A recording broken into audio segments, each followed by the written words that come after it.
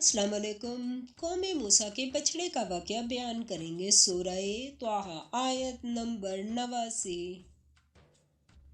औज़ु बिल्लाहि मिनश शैतानिर रजीम। बिस्मिल्लाहिर रहमानिर रहीम। लाइक करें, सब्सक्राइब करें और बेल आइकन पर क्लिक करें। क्या ये लोग नहीं देखते कि इनकी किसी बात का जवाब नहीं देता और न इनके नुकसान और नफ़े का कुछ अख्तियार रखता है। सूरह त्वाहा आयत नंबर 90।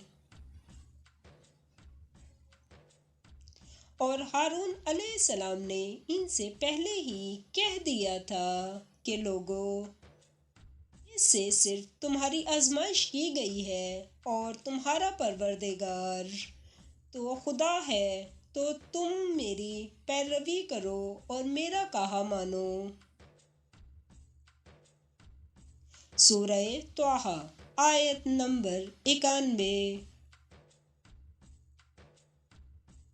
वो कहने लगे कि जब तक मूसा अलैहिस्सलाम हमारे पास ना आए हम इसकी पूजा पर कायम रहेंगे। सूरह त्वाहा आयत नंबर 92।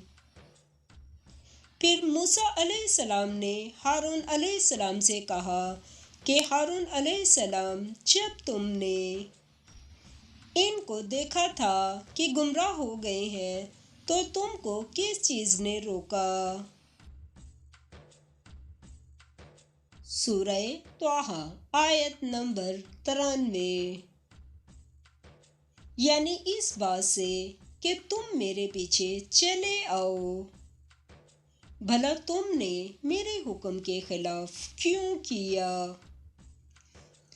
सूरह त्वाहा आयत नंबर 94।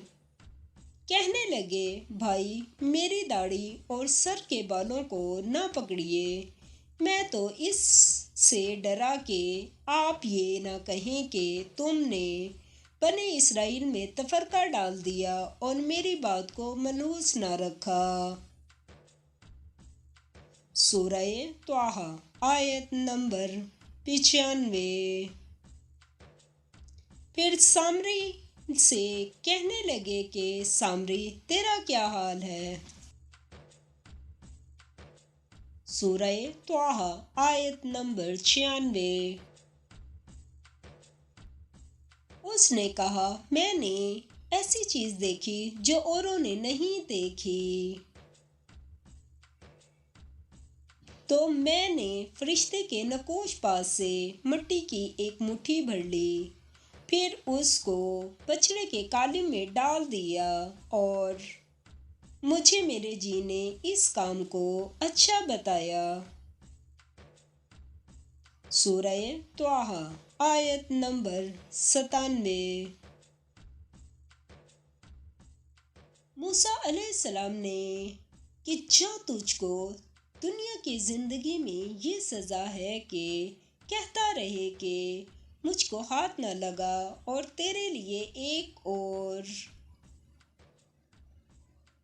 वादा है, यानी अजाब का, तुझसे टल न सकेगा। और जिस माबूद की पूजा पर तू कायम मुत्तकफ था उसको देख, हम इसे जला देंगे, फिर इसकी राख को उड़ाकर दरिया में बखेर देंगे।